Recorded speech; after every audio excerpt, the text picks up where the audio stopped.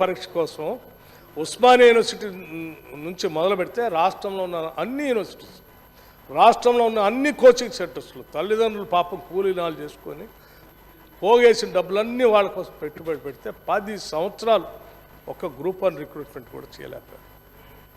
ఒక్కటి కూడా చేయలేకపోయారు కదా. ఎంతమంది తల్లులు కన్నీరు పెట్టారో మీకు తెలియదు కాదు. అటువంటి ఉద్యోగస్తుల కోసం ఈరోజు మేము చాలా స్పష్టంగా చెప్పాం. ఎన్నికల హామీలప్పుడు కూడా చెప్పాము, మేము జాబ్ క్యాలెండరు అనౌన్స్ చేస్తాం, పబ్లిక్ సర్వీస్ కమిషన్ని ప్రక్షాళన చేస్తామని చెప్పాం. ఈరోజు అధ్యక్ష, పబ్లిక్ సర్వీస్ కమిషన్ సంబంధించి పూర్తి స్థాయిలో ప్రక్షాళన చేయటమే కాకుండా దానికి కావాల్సినటువంటి అదనపు సిబ్బందిని ఇచ్చాం. ఆ సిబ్బందికి కావాల్సిన 40 కోట్ల రూపాయలను వెంటనే మంజూరు చేసే ఏమాత్రం ఆలోచన చేయకుండా వాళ్ళ పనిలో వాళ్ళు ఉన్నారు. ఇవాళ గ్రూప్ 1 సర్వీస్లో ఇప్పటికే అనుమతించిన 503 పోస్టులకి అదనంగా ఇంకొక 64 పోస్టులు మంజూరు చేయటం జరిగింది అధ్యక్ష. వైద్య ఆరోగ్య శాఖలో ఇప్పటికే 6,956 నర్సింగ్ ఆఫీసర్లకు నియామక ప్రక్రియ పూర్తి చేసి పెద్ద ఎత్తున పబ్లిక్గా లాల్ బహదూర్ స్టేడియంలో ఉద్యోగస్తులు ఒక్కరికే కాదు అధ్యక్ష, వాళ్ళ కుటుంబ సభ్యులను కూడా అందరినీ పిలిచి, అమ్మ మీ సంతోషంలో మేము కూడా పాల్పంచుకుంటున్నాం, మీ కుటుంబ సభ్యులు కూడా తీసుకొని రండి అని చెప్పి అందరినీ కూర్చోబెట్టి ఒకటే రోజు 6,956 నర్సింగ్ ఆఫీసర్ పోస్టులని మా ముఖ్యమంత్రి గారు, మా వైద్య ఆరోగ్య శాఖ మంత్రి గారు, నేను, మిగతా మంత్రులు అందరం కలిసి ఆ రోజు ఒకటేసారి. మీరు ఎప్పుడైనా 6,000 మందికి ఎప్పుడైనా ఇచ్చారా? కానీ 6 కూడా ఈ రైతులు. ఎందుకు అధ్యక్ష?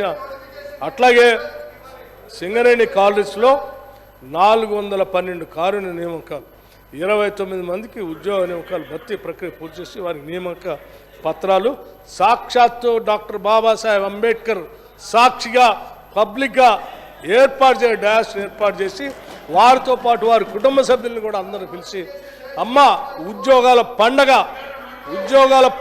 ఉద్యోగాల జాతర మొదలుపెట్టాము ఈ రాష్ట్రంలో. ఇది ఆరంభం మాత్రమే, అంతం కాదు. ఈ సంవత్సరం మొత్తం ఇటువంటి జాతరలే ఉంటాయి ఈ రాష్ట్రంలో అని చెప్పి ఒక కార్యక్రమం నేను చూసాం. అంతెందుకు అధ్యక్ష, ఈరోజు కూడా ఆలస్యమైంది. ఈరోజు కూడా ఇంకొక గంటలో ఇంకొక 2,000 మందికి సోషల్ వెల్ఫేర్ డిపార్ట్మెంట్లో సంబంధించి రెసిడెన్షియల్ స్కూల్కి సంబంధించి ఇవాళ వాళ్ళకు కూడా పిలిచి భారీ ఎత్తుగా హైదరాబాద్ పిలిచి నియామక పత్రాలు అందిస్తాను. ఈ రాష్ట్రంలో నిరుద్యోగ యువకులు వాళ్ళు కన్న కళలు నిజం చేయటం కోసం ప్రతిరోజు వాళ్ళ కోసం ఆలోచన చేస్తాం అధ్యక్ష. సాధ్యమైనంత వరకు ఈ ఉద్యోగాల జాతర కొనసాగుతూనే ఉంటుంది అధ్యక్ష. దయచేసి వారికి కూడా ఈ వేదిక నుంచి వారికి కూడా నేను ఆహ్వానిస్తూ ఉన్నాను. ఈ ఉద్యోగ నియామక పత్రాలు అందించేటప్పుడు దయచేసి మీరు కూడా అందులో వచ్చి పాల్గొని, ఇది మన రాష్ట్రం అధ్యక్ష, మన యువత వాళ్ళంతా మీరు కూడా ఆనందంలో పాలు పంచుకోవాల్సిందిగా కోరుతా ఉన్నాను. అట్లాగే అధ్యక్ష, పోలీసు నియామక సంస్థ ద్వారా నిన్ననే అనుకుంటాను, లాల్ బహదూర్ స్టేడియంలో అధ్యక్ష 13,444 పోస్టులు భర్తీ ప్రక్రియ పూర్తి చేసి వారికి నియామక పత్రాలు కూడా అందించారు. ఇంకే కాదు, ఇంకా ఉన్నాయి సార్ శ్రీహరి గారు, వీటితో పాటు ఇంకా చాలా ఉన్నాయి. అందులో చిన్న కొన్ని పొరపాట్లు కూడా దొరికి వాటిని కూడా సరిచేసి ఇంకా ఇవ్వబోతా ఉన్నాం. మిగతా హామీల మేరకు కూడా పూర్తి చేస్తామని చెప్పి మీ అందరికీ దృష్టికి తీసుకొని వస్తాను. దయచేసి దీన్నంతా కూడా మీరు సావధానంగా ఆలకించి, రాష్ట్రం ఇవాళ ప్రజాస్వామ్యయుతంగా ప్రగతిశీలంగా ప్రతి రూపాయి ప్రజల కోసం ఖర్చు పెడతా ఉన్నారు, ముందుకు పోతూ ఉంది. ఈ తెలంగాణ నిర్మాణం జరుగుతూ ఉంది. ఆనందించండి, సంతోషించండి, అభినందించండి. అట్లాగే అధ్యక్ష 6 గ్యారంటీల గురించి కూడా అడిగారు అధ్యక్ష.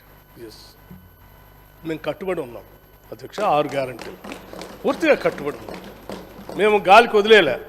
అందుకోసమే 6 గ్యారంటీల గురించి ఉన్న బడ్జెట్లోనే మీలాగా 6 గ్యారంటీలు కావాల్సిన ఖర్చు అంతా లెక్కేసి దానంతా బడ్జెట్లో యాడ్ చేసి మేము 4 లక్షల కోట్లు బడ్జెట్ పెడుతున్నాం. ఆ 4 లక్షల కోట్ల గ్యారంటీలకు 1,50,000 ఇస్తున్నాం, మిగతాదంతా వీటి కోసం ఖర్చు పెడుతున్నాం అని చెప్పలేదు అధ్యక్ష. వాస్తవ రాబడి ఎంత ఉందో చూసాం.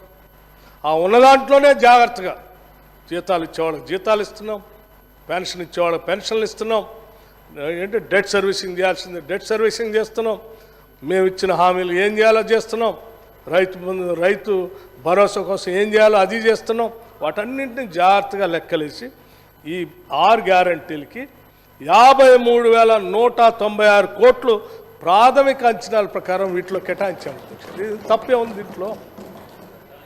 అది కూడా ఓటాన్ అకౌంట్ బడ్జెట్ అధ్యక్ష. అట్లాగే రైతు భరోసా అధ్యక్ష, రైతు భరోసా రైతు బంద్ చేశారు.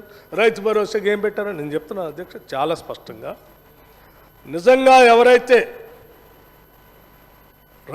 రైతుల కోసం ఎవరైతే ఆలోచన చేస్తారో వాళ్ళందరూ మేము అనౌన్స్ చేసిన రైతు భరోసా కార్యక్రమాన్ని అభినందిస్తారు అధ్యక్ష. ఒట్టి మేము గాలి చేయట్లేదు. అది మేము భరోసా ఇవ్వటమే కాదు, గ్రామ సభలు కూడా పెట్టాం. గ్రామ సభలు పెట్టి దానికి తగినట్టు అప్లికేషన్లు కూడా మేము ఆహ్వానించాం. ఎవరెవరు రైతు భరోసా కోసం అప్లై చేసుకుంటున్నారో చేయండి అని చెప్పి ఆ అప్లికేషన్స్ వచ్చిన దాని ప్రకారం అంచనాల ప్రకారం ప్రాథమిక అంచనాల ప్రకారం ఈ సంవత్సరమే దానికి 15,075 కోట్లు నిధులు కేటాయించాము ఇందులో. అట్లాగే చేయూత కింద అధ్యక్ష ప్రాథమిక అంచనాల ప్రకారం అది కూడా అప్లికేషన్స్ గ్రామ సభలు పెట్టాం. 14,861 కోట్లు కేటాయించాం. అట్లాగే అధ్యక్ష ఇందిరమ్మ ఇళ్ల కోసం దరఖాస్తులు ఆహ్వానించాం. అర్హులైనంత వరకు మేము అప్లికేషన్స్ అన్నింటినీ వెరిఫై చేస్తూ ఉన్నాం. ఆ వెరిఫై చేసినటువంటి వాటిలో ప్రతి నియోజకవర్గానికి 3,500 ఇళ్ళు మేము ఈ సంవత్సరం కట్టిస్తామని చెప్పాం. దానికి సంబంధించినంతవరకు ఈ బడ్జెట్లోనే 7,740 కోట్లు పెట్టాము అధ్యక్ష. ఇతర నిధుల్ని ఇతర నిధులు కావాల్సిన నిధులు కూడా మేము సమీకరించుకోవడానికి హడ్కోనో లేకపోతే ఇతరత్ర హౌజింగ్ సంబంధించినటువంటి కార్పొరేషన్లు ఉంటే వాటి దగ్గర నుంచి కూడా కొంత నిధులు తీసుకుని వచ్చి ఈ సంవత్సరం మీ అందరికీ మరొకసారి భరోసా ఇవ్వటమే కాదు మాట కూడా ఇస్తున్నాం. 3,500 ఇళ్ళు ప్రతి శాసనసభ నియోజకవర్గంలో శాంక్షన్ చేస్తాం, మొదలుపెట్టిస్తాం. అట్లాగే అధ్యక్ష మహాలక్ష్మి ఆర్టీసీలో ఉచిత ప్రయాణం అధ్యక్ష మీరు ఒకసారి ఏం చేస్తున్నారు నెలకి 300 కోట్లు ఇప్పటికే అదనంగా ఇవ్వటం మొదలుపెట్టాం అధ్యక్ష. గత నెల ఇచ్చాం, ఈ నెల ఇస్తున్నాం. బడ్జెట్లో 4,084 కోట్లు దీనికోసం కేటాయించాం.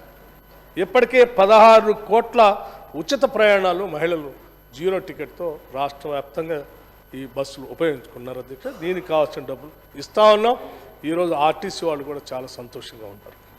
అట్లాగే గృహజ్యోతికి సంబంధించి 200 యూనిట్ ఫ్రీ పవర్ 2,418 కోట్లు కేటాయించాం.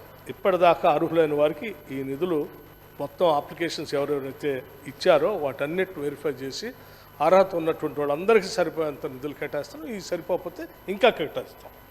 అట్లాగే ఎల్పిజి సిలిండర్కి 723 కోట్లు 500 రూపాయలకే ఉచితంగా ఎల్పిజి సిలిండర్ ఇచ్చేటువంటి మహాలక్ష్మి పథకానికి కూడా దీంట్లో నిధులు కేటాయించాం. రాజీవ్ ఆరోగ్యశ్రీ పథకం కింద 1,065 కోట్లు కేటాయించాం. అట్లాగే మహాలక్ష్మి పథకంలో ఇప్పటివరకు వచ్చిన దరఖాస్తుల పరిశీలన జరుగుతూ ఉంది. నెలకి 2,500 ఇవ్వటానికి తగిన నిధులు ప్రాథమిక అంచనాల మేరకు కూడా 7,230 కోట్లు ఇవ్వటం జరిగింది అధ్యక్ష. ప్రాథమిక అంచనాల ప్రకారం ఇంకా మిగతా అంచనాలు వచ్చిన తర్వాత ఎట్లా మళ్ళీ ఫైనల్ బడ్జెట్ ఉంటుంది, అప్పుడు తప్పనిసరిగా దానికి సంబంధించినటువంటి విధంగా దాంట్లో కూడా ఆ కార్యక్రమాలు చేపడతాం అధ్యక్ష. అట్లాగే శ్రీహరి గారితో పాటు అక్బరుద్దీన్ ఓవైసీ గారు కూడా మాట్లాడారు. ఓవైసీ గారు మాట్లాడుతూ సరే కొన్ని టెక్నికల్ అంశాలు సభ దృష్టికి తీసుకుని వచ్చారు. ఇందులో పంచాయతీరాజ్ శాఖ సంబంధించి 40,000 కోట్లు కేటాయించారు. దాంట్లో కొంత వేరువేరుగా ఆ డిమాండ్స్ పద్ధతుల్లో చూస్తే వేరువేరుగా ఉందని అన్నారు అధ్యక్ష. ఇది ఈ బుక్లో లెక్కలు టెక్నికల్ ఇష్యూ ఒకసారి స్పష్టంగా చూసుకుంటే ఆ 40,000కి కరెక్ట్గా సరిపోతుంది అధ్యక్ష. సభకి మీ ద్వారా వారు సభలో లేరు, వారికి కానీ సభ అందరు దృష్టి తీసుకొని రాదలుచుకున్నాను. ఈ పంచాయతీరాజ్ శాఖలో పిఆర్ డిమాండ్ అంటే పద్దుకు సంబంధించి 11,825 కోట్లు. అట్లాగే గ్రామీణ అభివృద్ధి పద్దు 32లో 19,640 కోట్లు.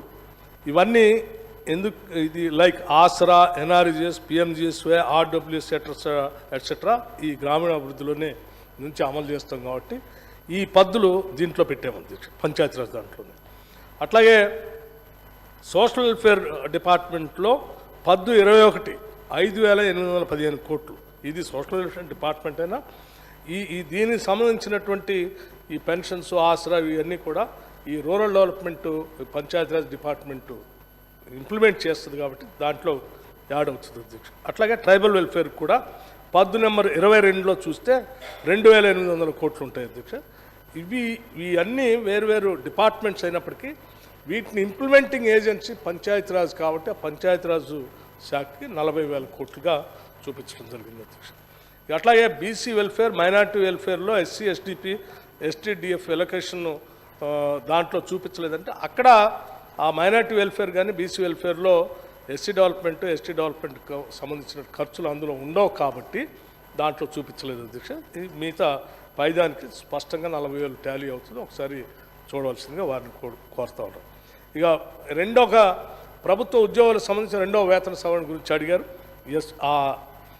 శ్రీ ఎన్ శివశంకర్ ఐఏఎస్ రిటైర్ అయినటువంటి వారిని, అట్లాగే సభ్యులు బి రామయ్య రిటైర్డ్ సభ్యులుగా 2/10/2023 నాడు నియమించడం జరిగింది అధ్యక్ష. ఈ కమిటీ రాబోయే 6 నెలల్లో స్టడీ చేసి వారి రిపోర్ట్ సమర్పించవలసి ఉంది, సమర్పిస్తారు అధ్యక్ష. అట్లాగే అధ్యక్ష ఇంకా కొన్ని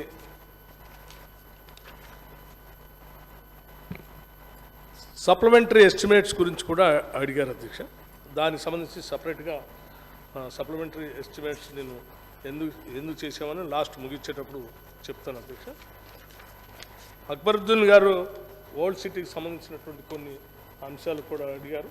ఆ ఓల్డ్ సిటీలో వారు చార్మినార్ సంబంధించి బ్యూటిఫికేషన్ గురించి, అట్లాగే అక్కడ ఇంకా కొన్ని గ్రేటర్ హైదరాబాద్ సంబంధించి 2 BHK హౌస్ గురించి, కుక్కకాటు నివారణ గురించి, అట్లాగే లార్డ్ బజార్ మేరాల నుండి సుందరీకరణ గురించి అడిగారు.